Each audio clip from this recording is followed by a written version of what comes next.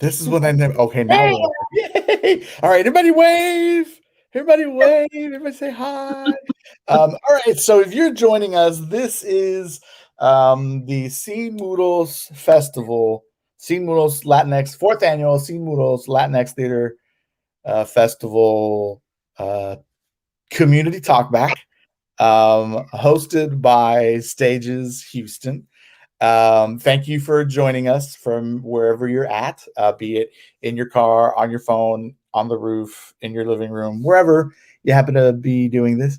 And this we're going to, because we're covering such a wide range on 2 Sundays, we have scheduled out a community talkback with the participants and playwrights of the 2 staple plays, both Fatherland and Wana's Legend of the Bluebonnet, and then also the 4 play readings that have occurred.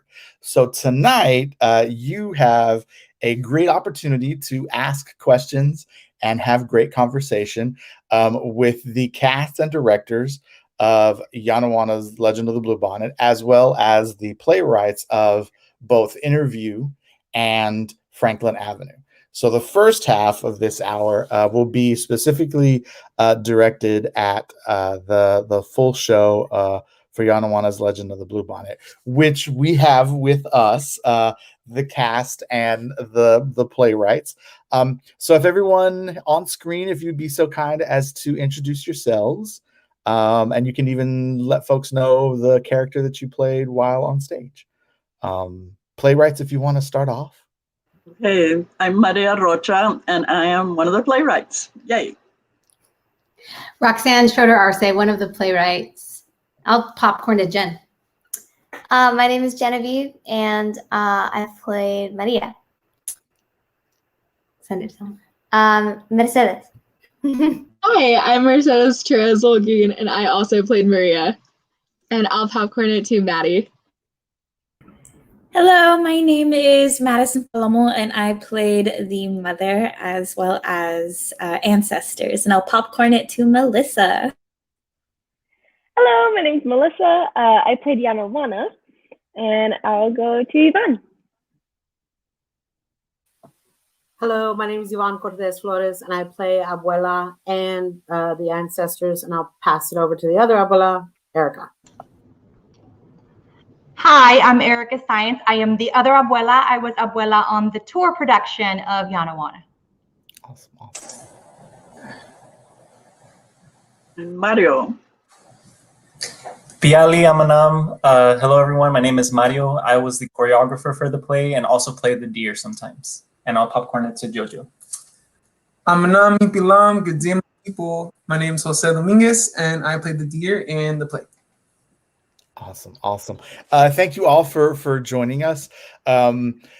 So the way this will work is audience members, when you're out in the world writing your questions, wherever you're writing them, so now's a great opportunity for you to begin to write your questions if you have any. Those will be then transported into our private chat that's here on StreamYard, and then we can begin to, I don't even know if the word suss out or like thread out the questions to individuals within the cast and the playwrights, and then go from there. So to kind of open this up, I wanted to start off with the questions to both Roxanne and to Maria. In terms of co-thinking, like thinking partners and writing, like what did that, like, as envisioning what this play has become, this beautiful work of art, what did collaboration look like? Like, was it, because the element of concern is always us being in the middle of a Pangea. How did that play into the collaborative work and putting this all together, just from page to stage? What was that process like? Okay, Roxanne, do you want to start? As you wish. Sure, I will. So it was such an honor, and we had so much fun. We really did. And there were moments Lupe, where we were like really literally and like finishing each other's sentences. Looking at the play, I hadn't seen, we watched it together in the festival the other day, and we, I was thinking, oh, I don't remember when that came in. There were moments where like with the baby, that whole thing came in when we were working in Dallas, and the artistic director of Dallas Children's Theater locked us in a room literally and was like just feeding us because she was like, you need to get these pages done. So we had so much, we were crying and laughing through the process. And it was just a wonderful time. We had such a great time. And the actors brought so much to it as well. But I'll let you talk about that, Maria. Well, we did this play in an indigenous way, which means that everybody contributed to it. So it's not just Roxanna and I who wrote the play, it's everybody who's here that you see their faces and some of the actors that you don't see here today. So it was really a collaboration. At one point, we were not happy about the ending and we just asked the cast, help us with the ending, give us some ideas here. We gotta make this ending happen. So people shot some great ideas at us and we put those together quickly and the play came together. It was amazing. That's a really good point to pause at. When looking at the possibility of what that new ending would look like, the ending that you have currently, was it during like the table read of going through the process, or was it actually like you're on stage and rehearsing and going through the lines and then you're like, okay, wait, this isn't working, everybody let's take some time, and then everybody just, you know, breaks out of character and sits and talks through that? Is that the way the process unfolded in order for the new access to this to work out? And sometimes somebody would just speak up and say, you know, I think we should do something else. And then one time, one of the actors turned and spit. And it was so amazing. We said, that has to stay in the script. That has to stay in there. It was just a continual creativity, continually through the whole process. That's awesome. That's a breath of fresh air. So that's an awesome process. Maddie, you were shaking your head. I don't know exactly. I can't remember. And I would love to hear from others your memory of this. But I think it was like 2 days before we opened that we wrote the new ending. And we wrote it in the room with everybody. It wasn't like, we're going to bring it back to you. It was like, we're sitting over there and we're like, da, da, da. Yeah, let's do it. Okay, here, we're ready. And we just did it right there. It was pretty cool. Wait, right? Is that what your recollection is? Yeah, Yvonne? And I was like so like confused, like whatever. I was like freaking out about it because I hadn't rehearsed it. So I was like, what am I going to do? Eventually I was able to. And I'd like to actually hear from everybody on this one, the process of it being more communal in that way. Had you ever experienced that before in a theater setting? Because I know from my own experience, if I ever suggested anything to a playwright and or a director, I'd have been tossed out. But things, so like, how did that, you know, process wise for you, was it a refreshing opportunity or was it unnerving a little? Like, I'm curious if anybody else wants to respond to that process. I'd love to hear from Yvonne and then Maddie too. I think the process for me was really confusing because I knew nothing about the backstory or the heritage or the history.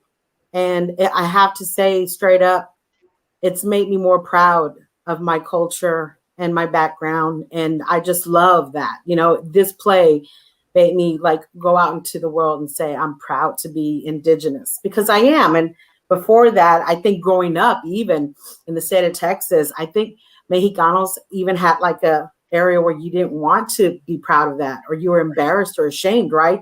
And this play totally made me bring my chest out going, yes, this is what I am. But the play itself, when you read this, I remember I was doing a play called Texas Chili Queens. Roxanne came and she's like, you're going to audition for Wana, right? And I was like, well, I'm doing a playwright. No. You're going to audition for Wana. And I actually did go and audition. And I actually was like really nervous because, as Maria and Roxanne can tell you, the pronunciation I mean, I literally had to like email them and call them going, I'm not getting these words, right? Which was really embarrassing. And just reading it on a page, I was just, and then the choreography, oh my gosh, because Mama here is not the best dancer. And so it was like 2/3 of the rehearsals, I'd go up to Rudy going, we're going to do acting scenes, right? No, we're doing choreography. And there's Mario and Jose just smiling, going, we got you, girl. You're going to do these dance routines. And that kicked my butt. The dance routines kicked my butt. But when you see Yana Wana on stage, like the script does no justice when you see it on the stage. And it's, I mean, as simple as the play is, it's visually stunning. And you can feel that. Like our first performance, I was like, wow, like you can just feel the energy. It's the most beautiful thing. And I'm very proud to be a part of it. But that's the beginning process to what it ended up to. Completely amazing. And the kids' feedback from the audience when they talked to us after the play just made it even more special. So I'll pass it back, but give it on to Maddie. Thank you, Yvonne. And I wanted to say that I've been very fortunate to actually participate in a lot of theater that it involves a lot of the actors when it comes to devising the script. And Maria and Roxanna have always opened the table and opened their homes and anything for us to contribute to whatever they're creating. So I was used to it. I was ready for it when they first started. They were already messaging a lot of people being like, what do you think about this? Can you just see this reading for that? How does this look? And from the start, it was, they made it very clear that they wanted it to be about the community and us as a community and build it. And actually, do you remember that day? It was, I think it was a tech rehearsal when you finished the ending. And we decided in the morning that it wasn't working. And then during lunch, you brought in the new script and we were all freaking out, but we killed it and it was amazing. So That's good stuff. That's good stuff. So we actually have a few questions from the Great Beyond. And so I will launch into some of these. So one of the questions that's popped up is talk about the process between I'll combine some of these. What is the process between doing the performance on stage to shifting this so that it's like video ready, right? Because of the landscape in which we're in, and how much of this was done pre-COVID? Was any of the play ever out in the world before the major shutdown occurred? And then how has that transition been, if that's been the case? Well, I'd like to answer this quickly because I really want the actors to speak. They're the most amazing people. We accidentally documented this video as we document all of our programs with a 3-camera shoot. And this was done accidentally. We hired someone who's an amazing videographer, and he didn't want to do just a 1 camera. He wanted to set up the whole 9 yards. And we ended up with the most superior video documentation in the world. Then COVID hit and we said, oh my God, you know what we could do with that video? We could actually show it online. So it was a miracle. That's what happened.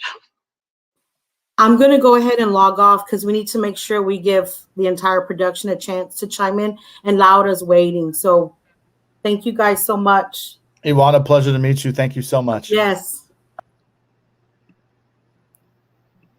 So it sounds like the ability to merge and figure out what performance looked like happened as miraculously as having the right folks in the right space and the right cameras at the right spots.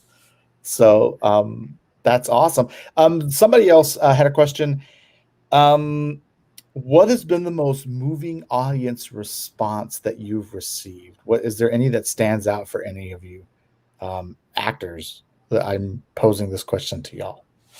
Yeah, we got so many just people who, like, I'm sure everybody has their own stories, but people have come up to me after the show and they would say things like, oh my gosh, like we're having this issue where or we had this issue where I was from, and like or you know, I also was going on this journey through my identity, and you know, seeing this show made me, you know, want to go back and reconnect with my roots. People would come like crying and be like, "Oh my gosh, you know, this show, like, you know, like it reminds me of, you know, when I was a kid and I was struggling through this," and told me like all their stories about themselves and opened up so much. So yeah, that was really, really moving. Awesome. Anybody else? I think one of my favorite like theater experiences was when we were at Goodnight Middle School. It was so amazing. Like a lot of the kids in the back, I could hear them like reacting to the show, and for a lot of them, I like just assumed it was probably their first show. But I know at the end where like I have a part where like Maria is like really down on herself, and she's like, I don't want to be Indigenous, and doesn't want to embrace it. I heard like two people in the back go, no, that's not right. And I was like, oh my gosh, just to see the kids like so interactive, and like it was such a good experience. And I loved seeing and having the kids like come and talk to us and tell us like, oh, like I thought like it was really cool, and that they really connected with the story and the struggle of like trying to maybe like choose their culture, or choose like, do I abandon it or do I embrace it? And seeing that they really enjoyed having the character embrace it, I was so happy to see all those kids like really connect with the story. Awesome. Yeah, and not only the kids in the valley, or the kids that saw the show, right? But we were able to take this down to schools in South Texas, right, where I'm from, and it having such a big impact on the youth, but not only, you know, young people.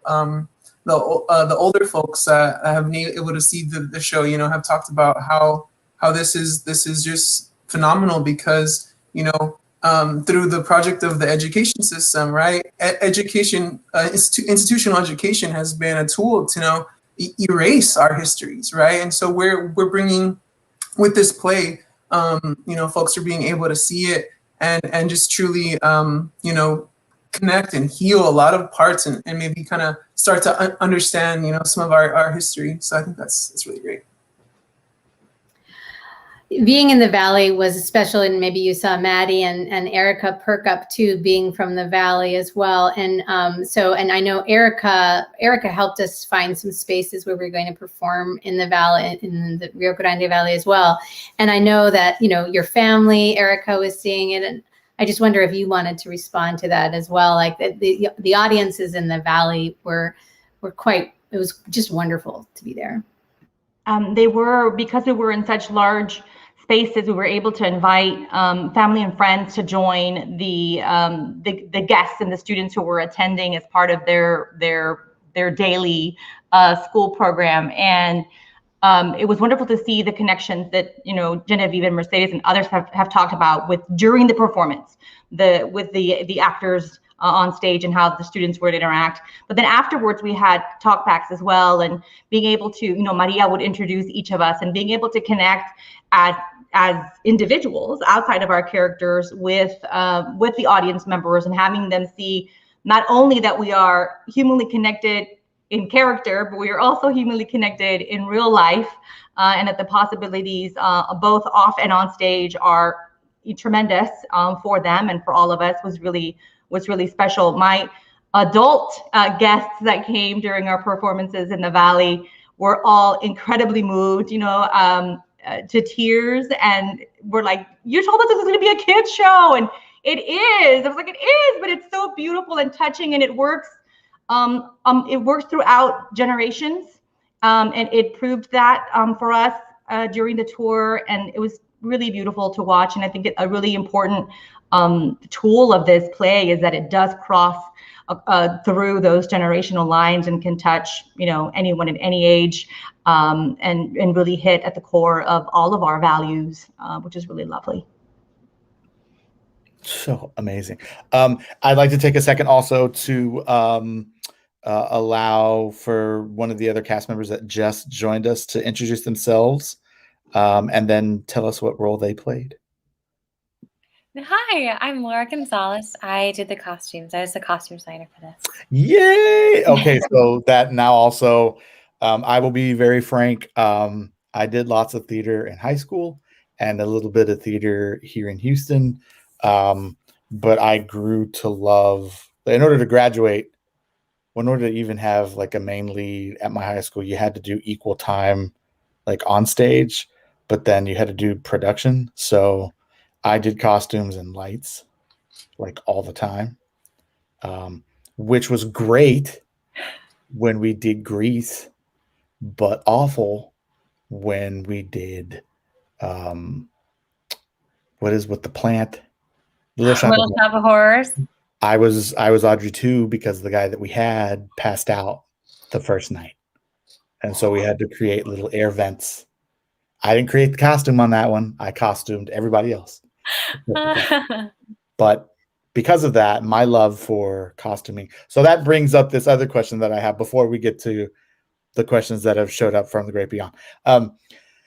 Costuming wise, how, like the intricacies of figuring out what everything needed to be.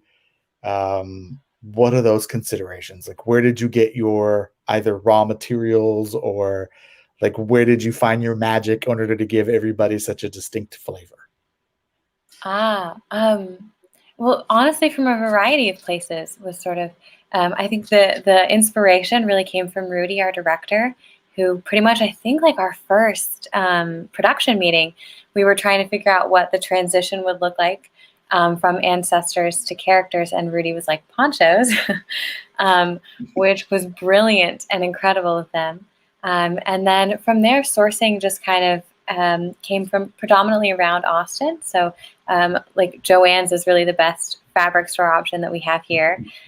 So jealous of what you have in Houston.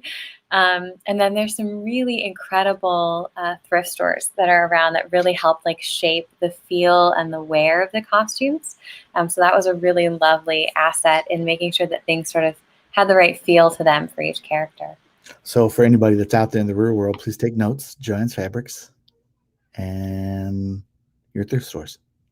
Right. Well, Lauda also had some organic inspirations, flowers and that sort of thing. I thought that was really interesting. That's awesome. You could speak about that, Lauda. Yes. I was actually trying to remember earlier where that came from, but the design, specifically the fading on the ponchos and the fade on the deer's head, actually came from a natural flower, a native flower to Texas. So there's inspiration in the shape and the texture that we were hoping to emulate based on that flower that is escaping my brain right now, what it's called. So sort of nature was a huge source of inspiration for this show. So that brings me to the other element of all of this too, is the choreography. In terms of having everything fit and with a balance, what did that look like? Knowing that there was choreography to be had, and that there has to be a level of making sure that everybody practices as much with choreography as they do with lines and staging. How did that balance work through? So the danza was rooted in Mexicayo Chichimeca danza. And this danza is not about really technique or really rooted in like the discipline of it. Danza is kinesthetic, for lack of better words, kinesthetic prayer. So the danza is for the people. It's danza that people have been doing for many generations, many years, and will be continuing after we're all gone. So it was really fun to connect and to really share that with everyone, and to really remember, all of us remember what danza and dance can be, and to translate that on a stage, right? Because usually stage performances are like more about entertainment, technique, all of that. But this was more of remembering, no, danza is a prayer. And I think that influenced a lot of the movement, what the intentionality of how things moved on the stage, where we placed everyone. And I'm sure everyone saw all of that. But we could talk about that all day.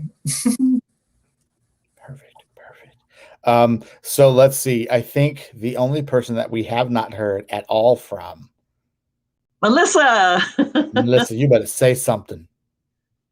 Thank you so much for that too, Mario, by the way. Yeah, so I think for me, one of the best things about this production was like definitely connecting to like my indigeneity. I do know like there's like faint traces, or there are traces of like indigenous blood in my heritage, but they're not super clear on where they're from, just because of like loss of record and everything. But I like we talk about ancestral memory in the play and how that's a thing, because we know things because our ancestors knew things, and I definitely feel like throughout this entire process, like I just felt like I was connecting to my past, even though I'm not like super connected to it. I kind of felt like I was going on a journey with Maria, because it's just like, you know, discovering all of that was really amazing.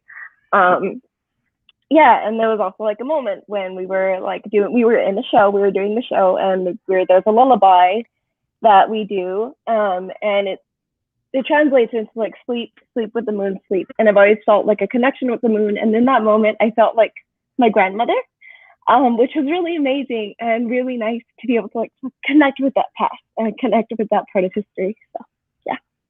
Awesome. And we're getting down to the last 2 minutes of our time together. And so those of you in the audience, we really hope you enjoyed this great conversation with the playwrights and the cast and crew of Yana Wana's Legend of the Bluebonnets. If you had to say, like, we look in things in terms of what are the things that we plant, and then what are the things that we harvest, right? What did you come in with, and what are you taking away from your experience with this play? So give a couple of seconds to think on that. It might be a heavy question or not. But what's something that you came in with, and what's something that you came away from with this production? Wow, that's profound. And with a minute and a half left. I definitely came in thinking that this was going to be just another kids show.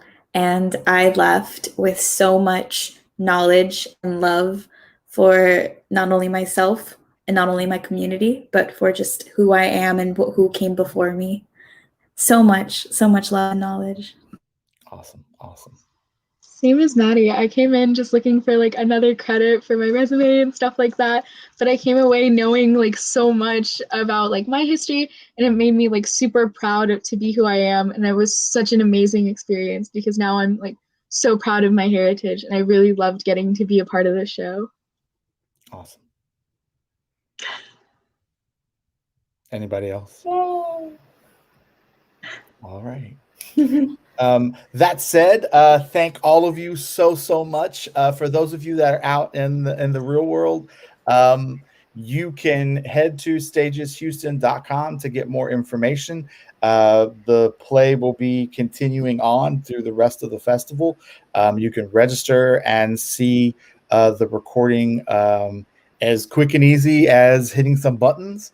And you can be a part of everything that's happening with Scene Muros. My thanks to everyone.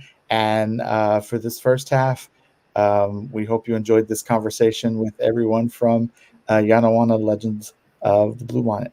Thank you, Maria, and thank you, Roxanne. And thank you. Thank you, Stages. Thank you. Thank you, Lupe. Thank you. And so in a few moments, I think we're going to flip in with the next half. And so in a few moments, I think we're going to flip it. Okay, that got kind of creepy. So next we have with us the playwrights of two of the other play readings that occurred in the festival, and the directors, I believe, and some of the other members of cast, with Christine Granados, who is the playwright of Oh my Lord. Christine, my brain just flipped out for one quick second. Oh my God. Interview. And then Darrel Alejandro Holnes, the playwright for Franklin Avenue. Also with us is Benito Vasquez and Roberta Martinez. Benito directed Interview, and Roberta was in the production for it as well. So thank y'all for joining us. So for those of you that just joined me on screen, the way this is going to work is it'll be a conversation specifically for the aimed at talking through and discussing both productions from the play reading perspective. And so we'll have the questions that'll come in from the audience so that we can get to know a little bit more about the work that was done, specifically and especially from Darrel and from Christine, from your aspects as playwrights.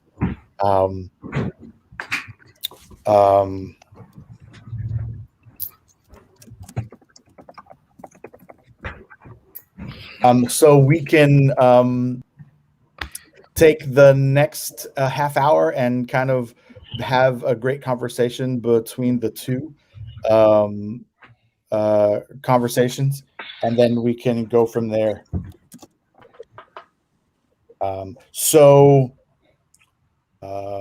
We can start by, I would like to actually hear from both Christine and from Darrel. Where did the seed of this beautiful work stem from? Was it an idea or a story or an experience or a dream or a conversation? Like, how did these scripts, how did these moments of genius manifest? Like, where did they come from? Yeah. And either one of you can begin. Christine, would you like to go first? Sure. Thanks, Darrel. Well, I'm Christine Granados, and I'm in Fredericksburg. And this play, Interview, that I wrote is about El Paso, and that's where I was born and raised. And the play was actually a short story in my first collection, my first fiction collection titled Brides and Sinners El Chuco. And it was a story that I just threw in because the review committee at the university thought that a lot of my work in the fiction book was a little too racy, and they wanted something more family friendly, and they wanted to market it to a younger audience. And I suggested that maybe we should market it to an adult audience rather than a younger audience, and they liked the idea, but they also still wanted more family friendly stories. So I went ahead and wrote that, and they liked it. And then I realized that, oh, this is 3 separate scenes, and I could possibly adapt it into a play format.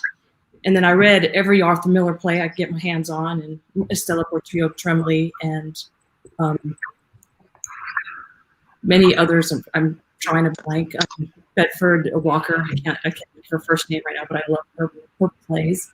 And then I worked for 2 years, and I got it into play form. Awesome. And then Darrel, how did Franklin Avenue blossom?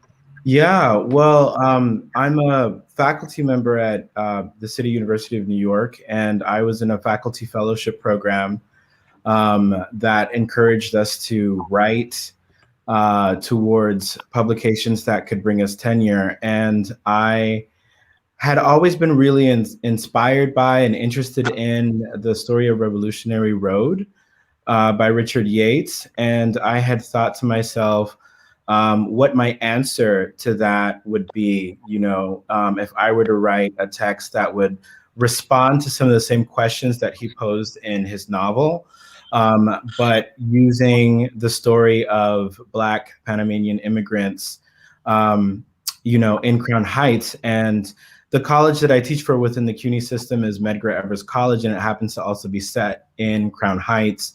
And so every day I was actually walking down Franklin Avenue when I would get off the train, so that I could get to the college. And so it just felt really natural as I contemplated some of the questions that are asked in this novel to set the play there. And Franklin Avenue, there was a movement at a time in the 90s to try to get it called or renamed Panamanian Way, because there were so many Panamanian businesses that were there during the 80s and 90s. Actually, I think dating back to maybe the 50s. So going back for many generations. And so it just felt like a really natural place for me to contemplate some of these questions. And I had some support from the faculty fellowship program. And then there was some interest and support in developing it a bit with the Soul Project is like a Latinx theater organization. And they were really interested in helping it be like developed. So I tried to give that a shot, and this is what came out of it. And so for me, it was sort of like a lot of these opportunities converging at once that produced the play, and the rest is history in the making, I suppose. They might. Right.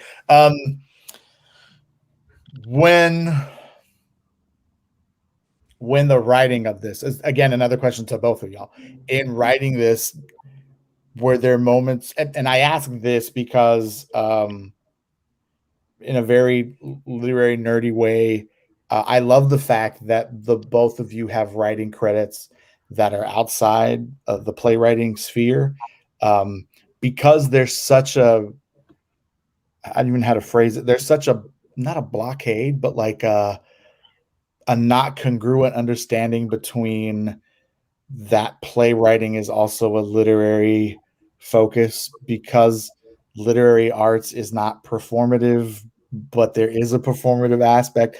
So along those lines, question-wise, how different or similar is the process of creating this work that you've created compared to fiction or prose or poetry? Like, did you have some of the same physical responses to what you were doing? Was it a different hat that you put on? Like, did this follow the same rhythm that you're used to in producing these other works? Does that make any kind of sense? I don't even know if that makes any sense. It does, because it's very intimidating. As a fiction writer, I'm in a room by myself. I don't have to worry about what anybody else thinks. And then to bring it into a script form, and you have a director that you have to deal with, and Benito Vasquez was wonderful in that role, and that he got the script immediately. And then the script expands to an entire cast. And we have Roberto Martinez, who played Abuela Bustamante, and Gina Magallon, who played our legal secretary in the play. And it's such a different and intimidating experience, because I have to share my work, and it's no longer mine. It's kind of everybody's now. Yeah, I definitely know what you mean. I mean, when I started playwriting, it was actually at the University of Houston. And I remember being a student taking all of these fiction classes and these poetry classes, and then winding up in a playwriting class that Mark Medoff was teaching at the time. And when he said that I couldn't determine what the set looked like, and I couldn't determine, and I couldn't like describe what the actors were doing, I was really surprised. And but it ended up being something that I really loved, because I love collaborating, and I love the process of developing something in a team. And so as fun as it was to sort of like have control of the world that you're building when writing prose or when writing poetry, I think that there's also something really exciting about collaborating. And, for this festival, I also had a great director, Miranda Gonzalez, and an incredible cast. And, they did an incredible job yesterday, I thought. And as much as the play is mine, I think it really is ours. So I'm always excited about that opportunity to collaborate. That's awesome. Having seen both of these works, first of all, fantastic jobs with like the language and the lines and the fabric of all of it. A credit to the directors, both Benito Yu and to Miranda, for being in sync with your playwrights to see what this thing becomes, and then to all the actors of the two casts. Again, the next question, to same to the playwrights. Was it at all unnerving seeing your work kind of come alive in a different way? Like, were there things that you were like, oh, that's how that line sounds, maybe I need to XYZ? Like, did that happen? I've already rewritten the first scene because I want to land. I mean, they inspired me. I was like, oh, okay, so that joke didn't land, so now I have to rework this. And yeah, so yeah, it was wonderful to see it on screen. Yeah. Sorry, Christine, I don't want to step on your words. Did you finish? I did. Go ahead. Okay, great. For me, it's just such a rare opportunity to work with, Black Latinos and Black actors that within a sort of like a Latinx theater context. And so it was really reassuring for me to get the kind of feedback that I got from my cast during the development process and from Miranda Gonzalez as well. Because it's very rare that Latinx theaters support these kinds of stories being told. And so I'm so grateful to you, Lupe, and to the team for choosing us and for giving us this opportunity, because the kind of feedback that I'm able to get from essentially my own people, so to speak, is just so, it's so precious. And so I'm so grateful for the actors and for the cast, being able to be a part of this process, because I do think it helped me make a stronger play, and it sounds like it helped Christine as well, on her end. So, just I'm excited about that, and I'm happy for it. Yeah, and that's what's funny. I want Benito to talk a little bit about when we were casting Gina in the secretary role, we needed an Anglo woman. You remember how both of us were talking about that? Yeah. And so we only had 2 Anglo people to choose from. And I said, wouldn't it be great if we could just cast a Latina in an Anglo role and have this nice reversal? And she said, yes, that would be great. That's what I was thinking. Good idea. That it makes sense. It makes sense. So we did actually have a couple of questions that came from the world beyond the screen. And I'll put this. Man, I wish we also had the cast from Franklin Avenue on here. So here the question is, how often do you get the chance to do Latinx theater work? And so Gina and Roberta, do you often get the opportunity to do brown Black theater, or is this like the one-off, like the one chance you get to like kick back and enjoy a process, or is it hard to come by? Right, we're going to both be polite. I live in Pasadena, California, the other Pasadena. Gotcha. And out here we have Casa 0101 Latino Theater Center, which is LATC, and a couple other groups. And actually for me, it's the opposite that's true. So by day, I'm a historian, but I will never be asked to be a professor. Dang. Tengo nopal. Right. Right. I'm never going to be, we have a large I was so happy to hear about we have a large Panamanian community in Pasadena that people don't know, because people will see folks walking down the street, and because we're seeing such a Black-white paradigm, they assume that people don't speak Spanish if they have tight hair. So, I mean, there's a lot of these assumptions that go on, and I have this cara de nopal. So I'm just not going to get some of those other opportunities. Got it. No, that makes sense. That makes sense.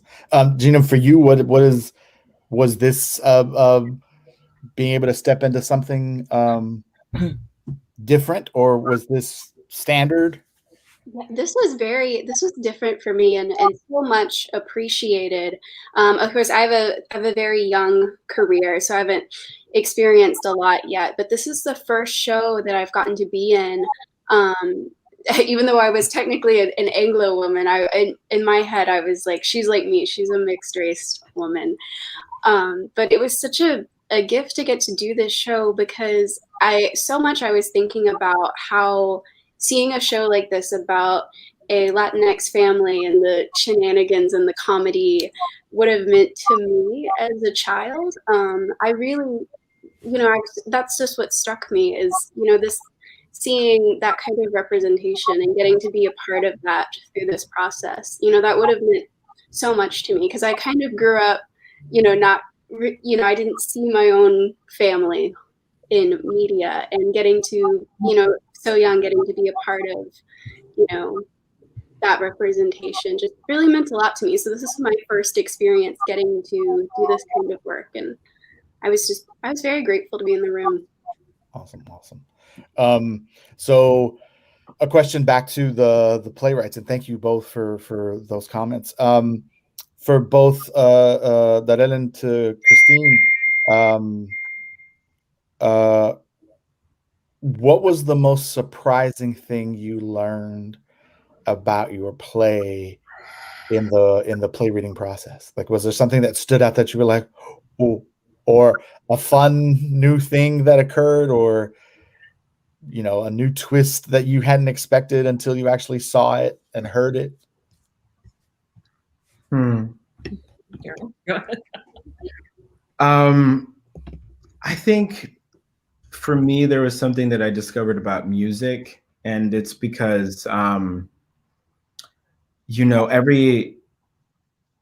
director sort of has different things that stand out to them, and I think one of the things that really stood out to Miranda was how music was used in the script. And so to have someone who really felt passionate about that element created an opportunity for me to bring that out here in the Sin Muros production. And also not just in terms of the production, but in terms of the script also. So we also explored different ways that music could be more integrated into the script. And it was really wonderful because I've grown up always loving boleros in particular. And to the extent that when my mom saw the show last night, she was like, aha, I knew it was you. Contigo en la distancia, esa es tu canción. So I think that it was such a great opportunity to work with someone who loves music as much as I do and loves the kind of music that supports this show. I wrote into the stage directions somewhere that the story of the play should feel like the kind of love story that we hear about in songs like Historia de un Amor, right? Or Somos Novios, and these like classic songs. Even though it's set in the 80s, I really wanted it to have that feeling of a classic love story. So it was just great to kind of discover that through music and my work with Miranda. I love that there's such a timeless quality to the play, because I think when we see quote unquote to traditional theater and you hear songs in the background, you hear like Patsy Cline, or especially in Texas, you'll hear like a Patsy Cline tune or something, right? And then you're like, nostalgic, something I don't quite remember how that fits. But like the minute I hear any of the tracks that were in last night's production, that is a Sunday at my house, lavando plato, or like, Mom, why it's so early? Like, and it has such a different, like, it feels like I'm right there, like familia, like that's the deal. And I think that I get it better, if that makes any kind of sense. Like in other plays where I've seen it happen, I'm like, oh, I think I know what that's going for. But I'm like, oh, no, so yeah, that's perfect. My God. Christine, so yeah, what like was there Music. any revelation or like surprise that like popped in for interview? Music does play a big role in my family. We didn't have any sound. We just had actors and we had the script. And what I realized was that the jokes landed, and that the setup is the same as stand-up comedy. You have to set up your joke with a good punchline, and that was really helpful. And movement of characters, I wasn't thinking about movement and how people interact with one another. I know how dialogue goes on a page, but it was really good to see people actually speaking the parts, and it's helping me just tighten up the script and make it better. So yeah, another question for the both of you. What were y'all was there any rewrite process happening as rehearsals were going? Like, did stuff pop off like after like first night and a couple of pages? Like, how often, and was it a madcap race to like get new pages in front of the actors? Yeah. For us, it wasn't.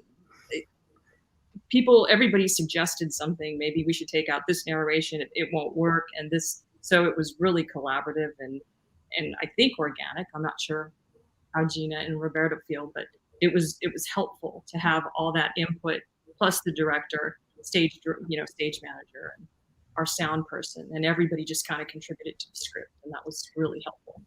Yeah, I would say it was similar to what Christine described for Franklin Avenue as well.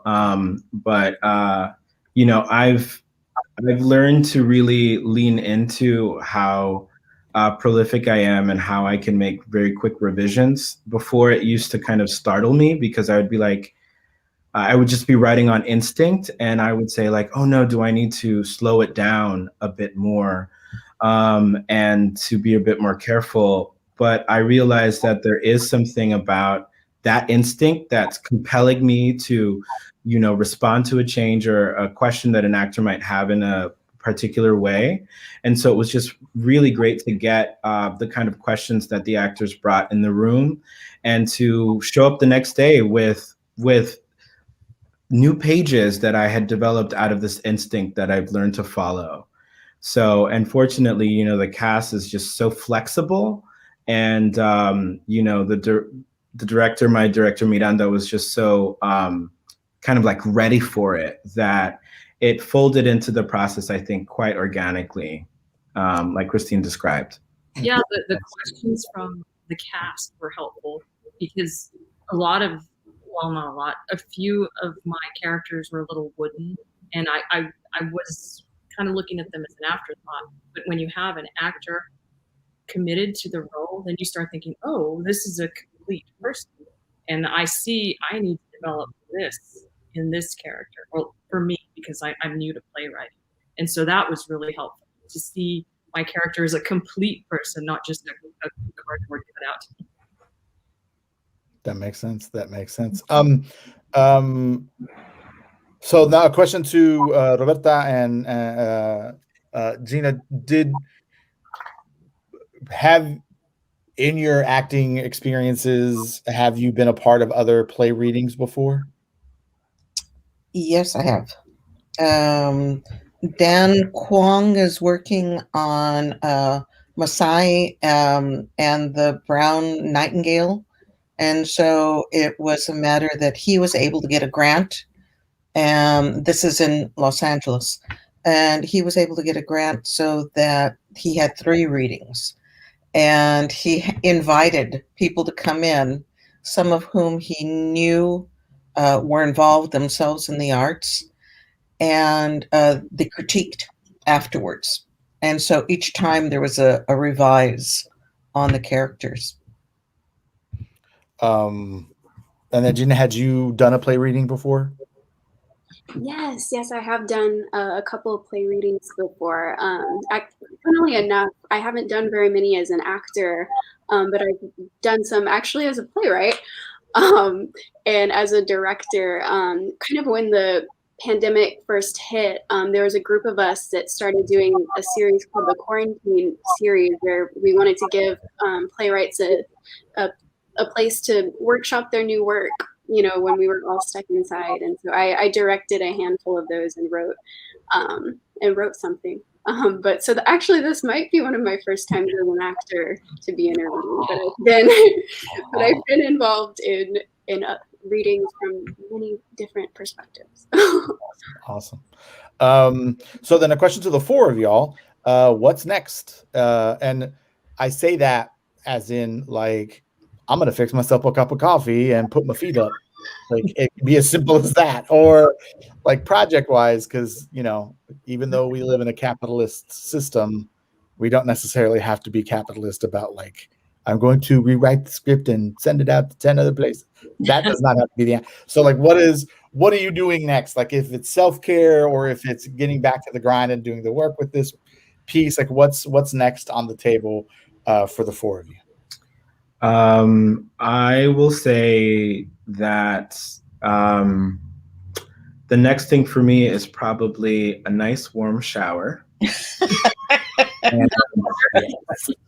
and cuddling up and watching some like Sunday night TV before my life goes back to like work on Monday. Yeah. And creatively, I have a play, Black Feminist Video Game, that is produced by the Civilians. And that's going to be receiving a digital production that launches the last week of April 26th. So, you know, stick around for that. Send us the info when you get all the info. It'll be super fun, and that's directed by Victoria Collado, who's phenomenal and really a great director. Yay! Nice. Christine, what do you got next? I can do this quickly. I'm going to go back and write a bunch of basketball playoff stories for the paper tomorrow, and have to start making money. And then I'm going to just rewrite the script. I know exactly the direction it's going. I'm ready. That's awesome. That's awesome. Gina, what are you going to work on next? Just keep auditioning.